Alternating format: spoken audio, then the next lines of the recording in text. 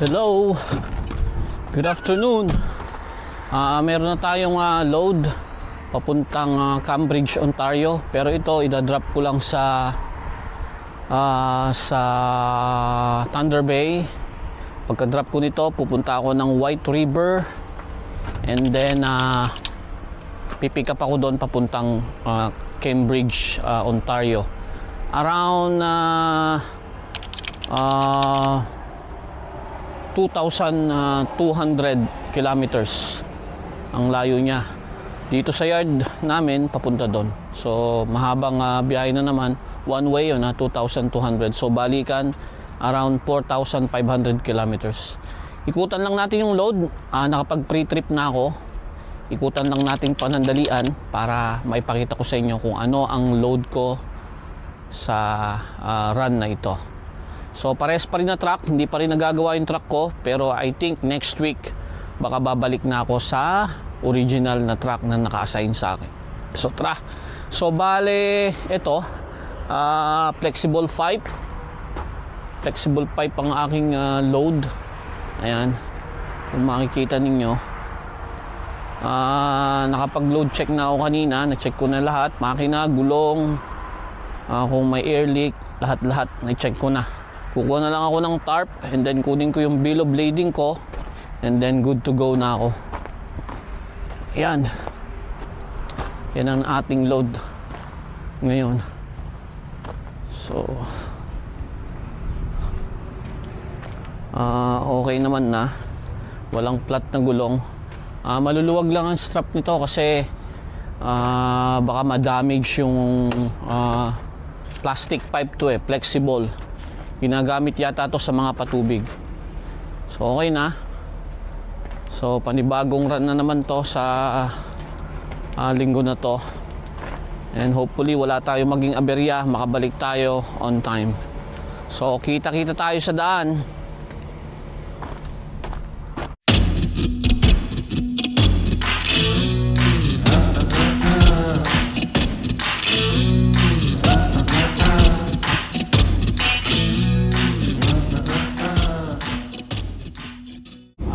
First load check natin para sa run na to this week. Going to Ontario tayo, sa Cambridge, Ontario. Pero magdadrop muna tayo ng load sa Thunder Bay, Ontario.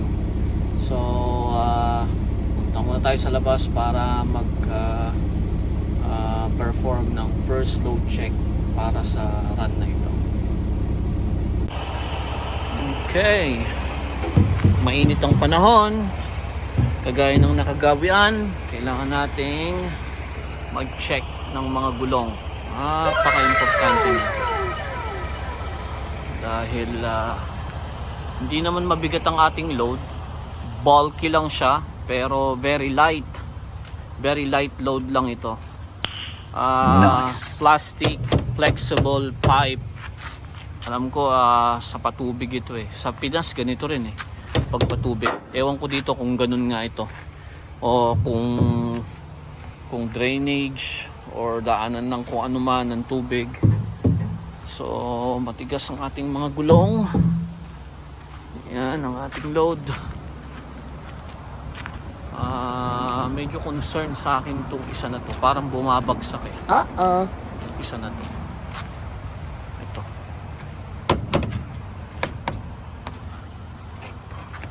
Parang medyo maluwag to, pero pag sinikapan ko pa yan, pag sinikipan ko pa to, pupush siya lalo dito sa gitna, baka lalong lalabas to.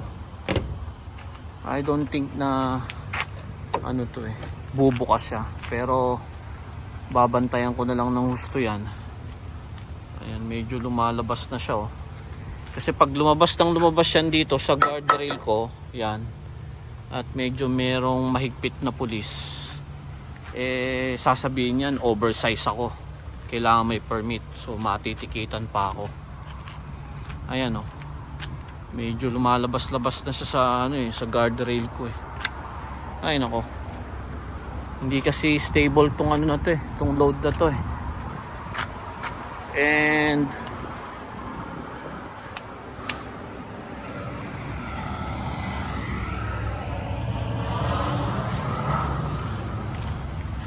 nangyari. May check ako sandali.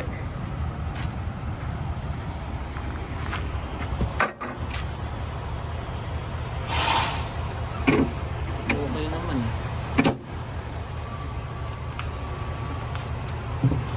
Okay naman yung ano niya eh. Naitaas ko naman yung airbag niya eh. Pero parang sumingaw eh. Ayan. Sinara ko, then binukas ko yung airbag. Ayun, nag-inflate siya uli. Kasi mababa siya kanina eh. Halos nandito na siya eh. Ayan, tumaas na siya.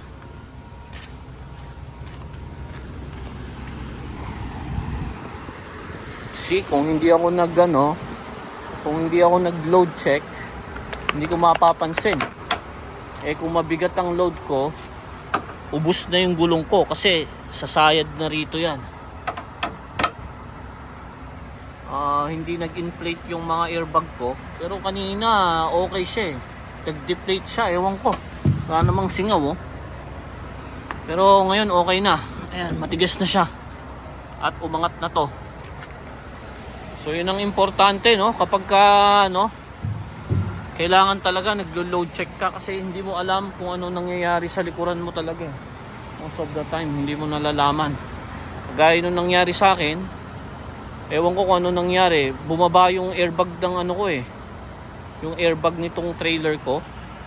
Halos ganito na lang eh, nandito na yung ano eh, kanina eh. And then chinek ko doon, okay naman. So ang ginawa ko, sinara ko, then binukas ko uli. Ayan, nag-inflate na siya. Eh kanina, okay naman. Nung nag-load check ako sa yard kanina. So itong isang concern no, sa load na to. Dito sa part na to, okay siya. Parang humihiga siya papunta sa left. Masikip naman yung aking mga aking mga straps. Try kong sikipan pa kasi ano, humihiga eh. Humihiga siya papunta ron sa kabila. Kaya dun sa kabila nakalabas na siya dun. Ay nako, sinasabi ko.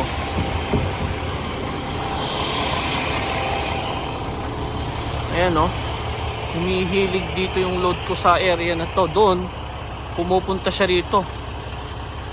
So try kong higpitan ng konti para mapigilan yung pagbagsak niya rito sa side na to. Ay nako, sige. So ayan, hinigpitan ko na yung side na to. Ayan. And hopefully hindi siya babagsak dito no. Kasi kung makikita, ayun no, medyo humihiga na siya eh, sa side na to. Pero doon may space pa. Ay nako. So kailangan bantayan ko yan. From time to time mas dadalasan ko ang load check ko. So tuloy-tuloy tayo sa biyahe.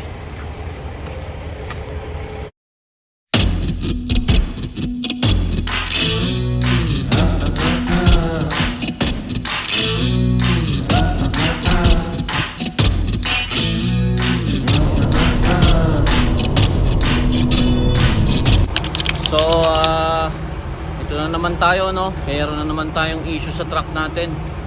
Ayan, sa likodan ko. Kanina naramdaman ko na may problema sa steering niya, nagbabind siya. So, nag-i-stuck siya kanina lang nung pumunta ako dito sa Flying J. Nandun ako sa kabilang linya. Pakaliwa kasi ito eh, nasa left side eh, dahil nasa papunta ako ng east, ito nasa west. So kailangan kong mag-left. Muntik akong pumunta sa ditch. Kasi nung magle-left na ako, nag-stuck yung steering wheel ko. Nag-bind siya. So ayaw niyang lumiko. Chinek ko naman na lahat. Kaninang umaga nararamdaman ko na medyo bumibigat. So chinek ko yung oil, yung steering column, yung steering arm, tie rod. Okay naman lahat eh.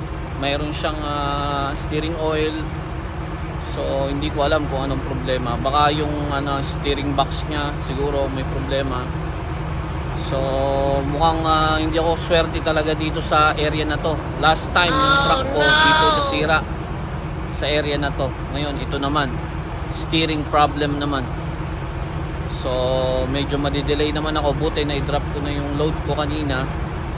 So madidelay na naman ako dahil itotow ako papunta sa dealership ng Peterbilt para i-check nila kung anong nangyayari sa steering ko ngayon. So unfortunate, ganun talaga nangyayari kadalasan. Pag may mga ganitong aberya, madidelay talaga ang biyahe. So mag-update ako maya maya lang. Ayan, so pumunta na ako sa Flying J. Nagsabi na ako na iiwanan ko tong trailer dito. Kailangan mo kasing sabihin sa kanila na magdadrop ka ng trailer sa mga truck stop, lalo na sa mga gasolinahan, kasi pag nakita nilang walang truck na nakakonect sa trailer, itatawag nila, itotow nila to. Oh no! So sabi ng shop sa amin, sa company namin, gusto nila kanina na i-drive ko to papunta sa dealership. Kaya naman sana, pero delikado. So nag-decide ako na hindi na lang. Ayokong isapalaran ng lisensya ko. Nice. Gastusan nila na ito kesa naman na mag-drive ako tapos maraming paliko dun sa papuntang dealership ng Peterbilt, maraming likuan. Kung may stuck ako doon, kung maaksidente pa ako, bigla na lang hindi ko talaga mapitang manibela, malaking problema yan. Gusto nila dalahin ko ron, nagtitipid sila. Hindi pwede yan. Sabi ko na lang, hindi talaga mapihit yung manibela. Totoo naman nag-i-stuck siya So ipatow nila to para dalahin doon. So pangalawang truck ko na to na ganito. So ilahin ko lang para mai-drop ko na ito, para pagdating ng towing ready na siya.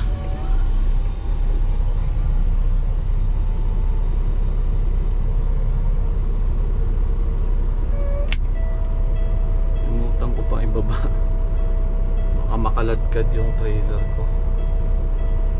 Ay nako, pagka nga naman sinuswerte ka, oo.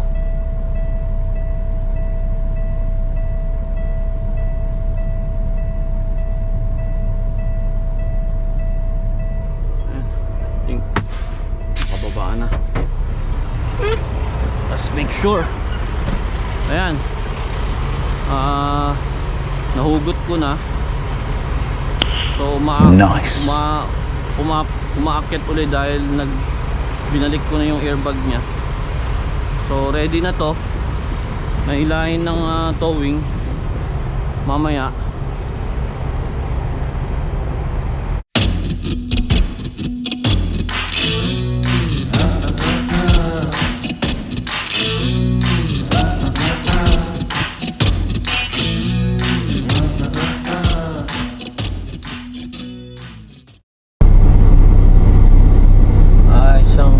Umaga. Ito, meron na ng mga mini road closure. Sabi merong aksidente, Highway 400 eastbound, mga 100 kilometers away sa Barrie, Ontario. Heading east ako sa Cambridge, Ontario.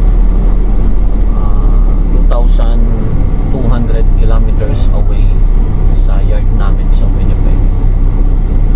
So yung kahapon pala, inayos nila tong truck ko dun sa dealership.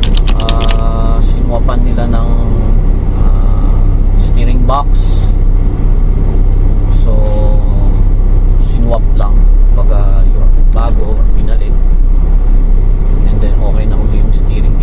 Bumiyahe din ako kaagad kahapon. Nakapick up ako ng load ko ng lumber sa White River. Delivery niya dito sa Cambridge. Pero naubusan na ako ng oras sa pag-accept nila ng load until 2 p.m. lang. So meron pa akong 286 kilometers sa drop-off. And ang oras ngayon is 10:40. So I don't know, very tight na yung oras ko to deliver ito. Hindi ko alam kung masasayang na naman itong araw na to, kung sasabihin sa opisina na hihintayin ko hanggang bukas, or idadrop ko to sa yard namin at iba na lang ang magdi-deliver. Sana ganun ang maging desisyon nila para hindi masayang ang araw na to. So yun lang. Madalas ang road closure or traffic kapag ganitong mayroong aksidente. Mas marami akong na-encounter na aksidente dito ngayong ngayong summer na maganda yung panahon. Well, siguro dahil pagka ganitong panahon maraming nagta-travel, so mas maraming sasakyan sa kalsada, kaya mas madaming aksidente. Pag winter time kasi, although delikado yung kalsada, kaunti naman na nagta-travel. Halos puro truck lang. So yun ang current situation dito, Highway 400, 10:30 AM ng umaga. So bukod pa to, pagpasok ko ng area ng Barrie all the way hanggang GTA, yung Greater Toronto area, mayroong mga traffic dyan for sure kasi maraming road construction. So I don't think na aabot ako sa 2 p.m. cut off time ng delivery sa company na pag-deliver.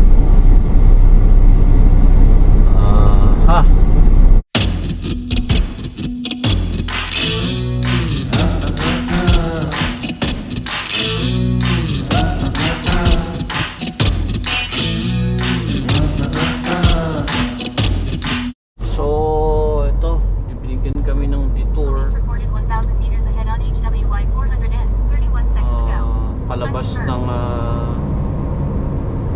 Palabas ng 400 Sun Parry. Hello sir, yes sir, good morning. They're going to send you down Highway 124. Okay, they're going to try and send you to the right. Save yourself some time, go left, go back north to the next exit to get over to Highway 11, because you can't go 400 south. Right. It's going to be all day shut down here. Oh, thank you so much for... Oh, yeah, okay. Yun, buti na lang sinabihan ako. Kasi kung kakanan pala ako dito shutdown pala to ng ng maghapon. Buti na lang, mag-highway 11 ako, magre-reroute ako, okay lang. Magre-reroute ako kaysa namang nandito lang ako buong maghapon.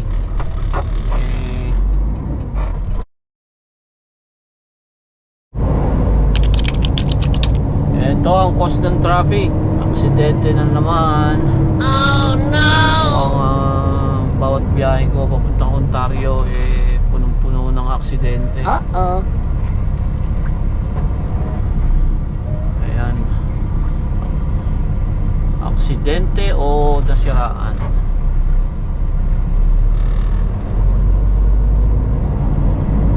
Aksidente to kasi parang may sinasaboy sila na o baka to nag-breakdown na sa gitna, baka ganun.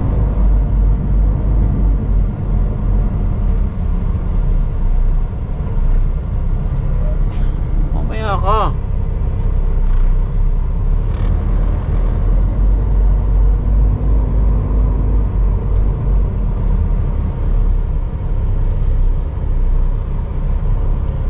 O nasiraan lang to siguro, or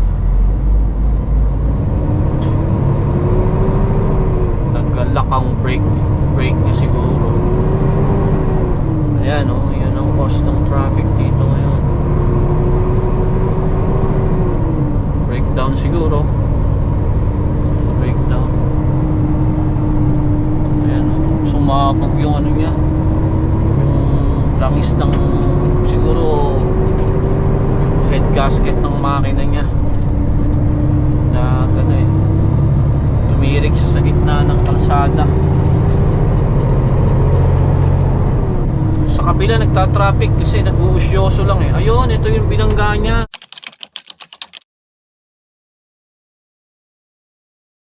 So bumangga pala siya doon sa isang truck na yun, pero gumilid na yung truck. So may binangga siya sa harapan niya, nandun pa yung bumper eh. Nakatikit sa pitan ng ano, 10-wheeler. Naman, traffic na naman.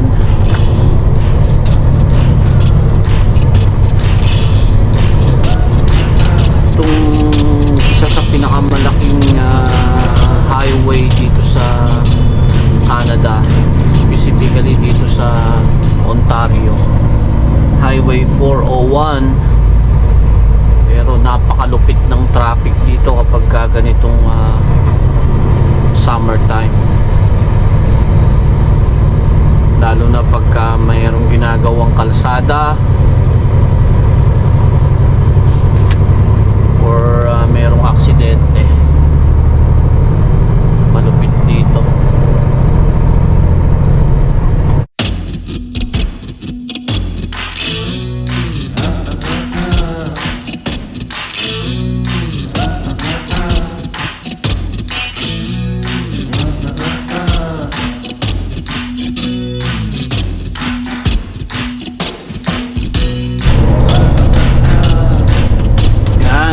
Tayo sa ating delivery. Good morning dito sa Cambridge, Ontario.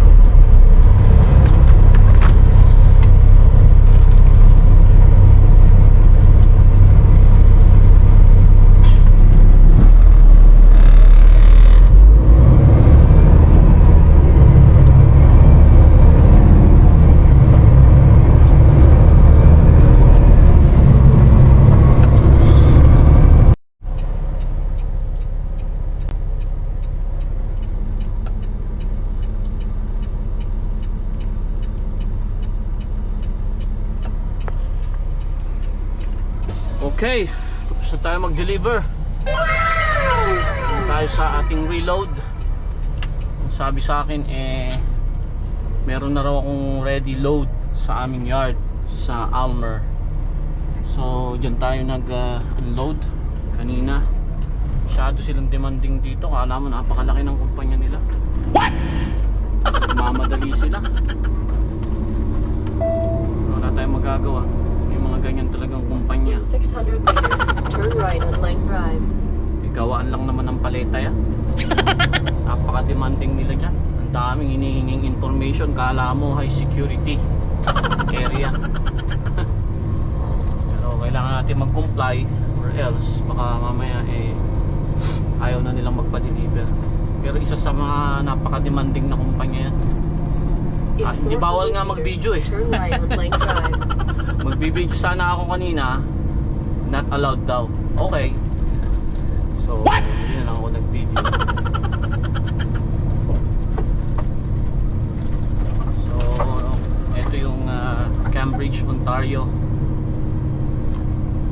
Ang layo ko sa yard namin is 103 kilometers. Turn right on Langs Drive.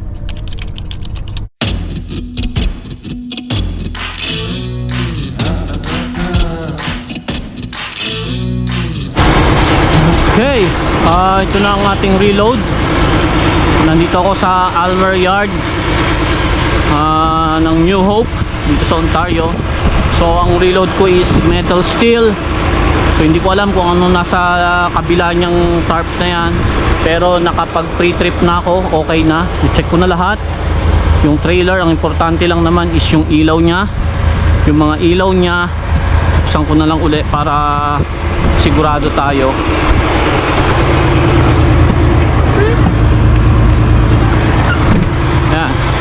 So yung marker lights niya, tsaka yung hazard niya, yung left and right signal niya, yan lang ang importante rito. And then of course yung mga gulong, no, yung mga hub oil natin, wheel seal leak kung meron ba, yung mga airbag, all goods na. Chinek ko na siya, nag pre-trip ako bago ako naligo. At ito ay oversized kagaya ng aking pagkakasabi. Meron siyang overhang na at least 5 feet. So kailangan niya ng banner. Yung D or oversized load means, it means oversized siya. So allowed lang yan within Canada. Sa US hindi pwede yung letter D. So meron na rin din siyang flag para kung liliko or nasa intersection, makikita nila na hanggang dito yung extension ng aking load. And then may light sa likod. Kailangan yan. Pag wala nyan, ticket. So yan, okay siya. Mahigpit ang mga strap. Walang ang hub oil nya is meron, kitang kita. Ayan makikita dyan. And matigas lahat ng gulong. Ang mga airbag is inflated lahat, walang problema. Pati marker light sa gilid, turning lights, all goods.